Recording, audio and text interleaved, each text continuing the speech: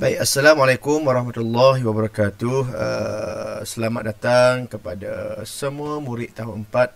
Alhamdulillah berjumpa kembali kita dalam subjek Pendidikan Islam bidang Jawi tahun 4. Pada hari ini kita akan teruskan tajuk yang pertama PDPR kita, iaitu temanya Kenali Saya.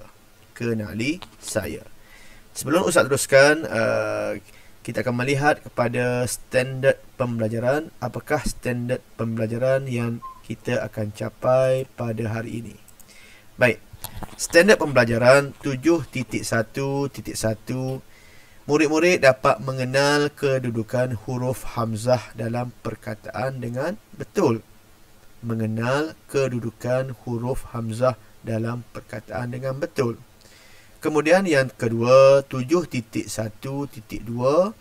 murid-murid dapat membaca perkataan yang mengandungi huruf hamzah dengan betul. Dapat membaca perkataan yang mengandungi huruf hamzah dengan betul. Baik murid-murid, untuk hari ini kita akan dapat mencapai dua standard pembelajaran, iaitu mengenal kedudukan huruf hamzah dan juga dapat membaca perkataan yang mengandungi huruf hamzah. Baik, tanpa melengahkan masa, kita akan teruskan kepada buku teks masing-masing. Baik, sila rujuk buku teks anda pada muka surat 58. Tajuknya iaitu Unit Pertama Kenali Saya. Unit pertama, Kenali Saya. Perhatikan dengan teliti. Perhatikan dengan teliti. Baik, di sini Ustaz akan bacakan terlebih dahulu dan Ustaz minta kamu mengikut selepas bacaan Ustaz. Dengar betul-betul. Tasik air tawar. Ulang. Tasik air tawar. Yang kedua, doa. Doa. Yang ketiga, baik. Baik. Yang keempat, di atas. Di atas. Seterusnya yang kelima, daun. Daun. Yang keenam, ong. Ong. Yang ketujuh, Aisyah. Aisyah. Dan yang terakhir, Al-Quran. Al-Quran. Baik, daripada gambar tersebut, Ustaz ingin bertanyakan kepada kamu, di manakah kedudukan huruf hamzah? Kenal huruf hamzah murid-murid? Ya, huruf hamzah itu bentuknya macam mana? Bentuknya huruf hamzah seperti ini. Sila lihat buku teks kamu yang mana ada bertanda merah ini. Ini dinamakan huruf hamzah.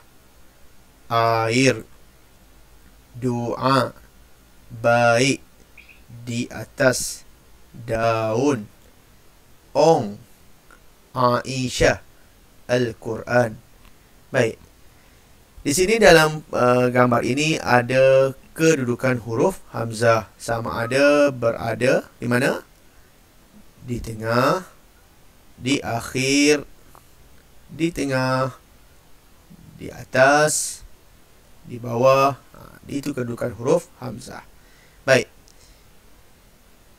yang ketusnya muka surat 59. Baca dan fahami. Di sini ada dua kedudukan huruf hamzah yang perlu murid-murid kuasai, iaitu hamzah di atas huruf alif. Hamzah di atas huruf alif. Dan yang kedua, hamzah di bawah huruf alif. Hamzah di bawah huruf alif. Baik, kita akan bincangkan terlebih dahulu apakah hamzah di atas huruf alif. Hamzah di atas huruf alif. Di sini Ustaz ingin memberikan kepada kamu satu formula. Satu formula yang mana kamu boleh mengingat apabila hamzah berada di atas huruf alif, bila mana dia bertemu dengan perkataan ini atau huruf ini. Dalam perkataan, kamu akan bertemu dengan perkataan ini, dia wajib berada di atas huruf alif. Iaitu apa? Perkataan apa? Se, ke, di. Kamu kena hafal perkataan se, ke, di. S-I se, K-I ke, dan D-I-D. Atau singkatan kita buat akronimnya sekedi ataupun dipanggil hukum sekedi. Ingat, kalau adanya imbuhan sekedi ini di awal, sekedi ini wajib ataupun mesti huruf hamzah berada di atas huruf alif. Baik, kita lihat pada contoh. Perkataan yang diberi iaitu perkataannya urusan. Urusan. Apabila kita menambah imbuhan di ni, imbuhan di, iaitu bacaan dia diurus, maka huruf hamzah pada alif itu, di perkataan alif pada urusan ini, ni alif ini ditambah hamzah. Ditambah hamzah untuk membezakan itu adalah imbuhan, iaitu imbuhan di. Kita baca diurus. Kita tidak boleh hamzah berada selepas huruf alif. Mesti di atas. Diurus. Kita baca diurus. Baik. Kemudian perkataan alih. Alih. Huruf alif depan alih. Kemudian imbuhan di alih. Kedudukan hamzah berada di atas alif. Kemudian huruf se. Perkataannya orang. Orang jadi seorang. Jadi huruf hamzah di atas alif. Yang kedua, ikat. Ikat. Kemudian imbuhannya seikat. Kamu tidak boleh letakkan hamzah di bawah alif. Sebab kita dah tahu hukum dia. Hukum yang sebetulnya mesti selepas hukum se ke di tadi, hamzahnya berada di atas alif. Maka perkataan ikat, hamzahnya mesti di atas alif apabila berimbuhkan dengan se. Jadi kita baca seikat. Seterusnya yang ketiga iaitu ke. Perkataan yang diberi arah. Arah jadi ke arah. Sekiranya huruf hamzah tidak diletakkan, apa yang kita nak baca? Bacaan dia karah. Karah. Andai kata kita letakkan hamzah, iaitu sebagai imbuhan, jadi ke arah. Jadi kita baca ke arah. Kemudian seterusnya empat. Empat jadi keempat. Jika kamu melihat kepada huruf hamzah ini atas imbuhan se ke di, maka huruf alif dia semua berada di atas. Semula huruf hamzahnya semuanya berada di atas huruf alif. Diurus, dialih, seorang, seikat, ke arah dan keempat. Baik. Yang kedua, hamzah berada di bawah huruf alif. Bagaimana kita nak melihat dan mengenal huruf hamzah berada di bawah huruf alif? Yang pertama sekali, apabila kata dasar berasal daripada bahasa Arab.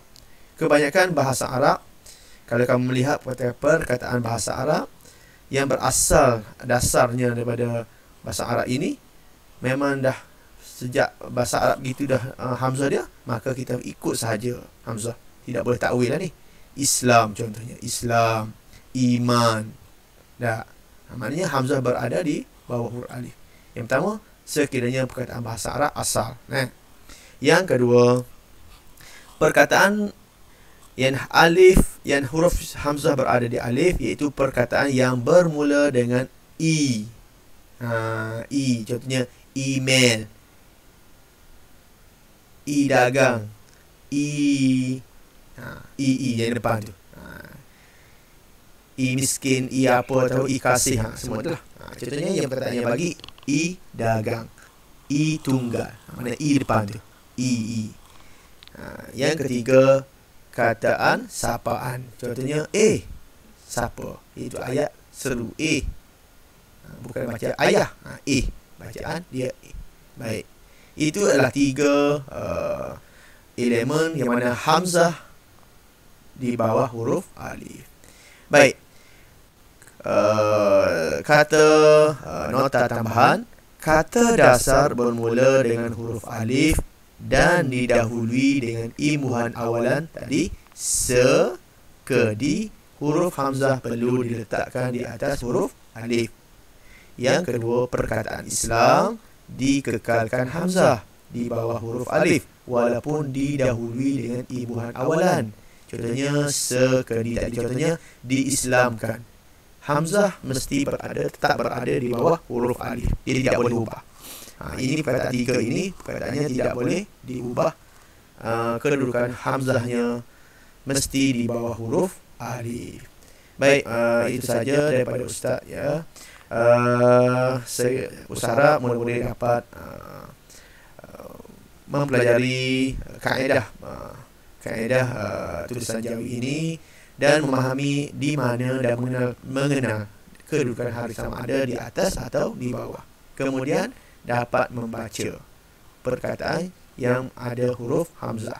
Itu saja daripada Ustaz. InsyaAllah kita akan berjumpa lagi pada ruangan yang berikutnya.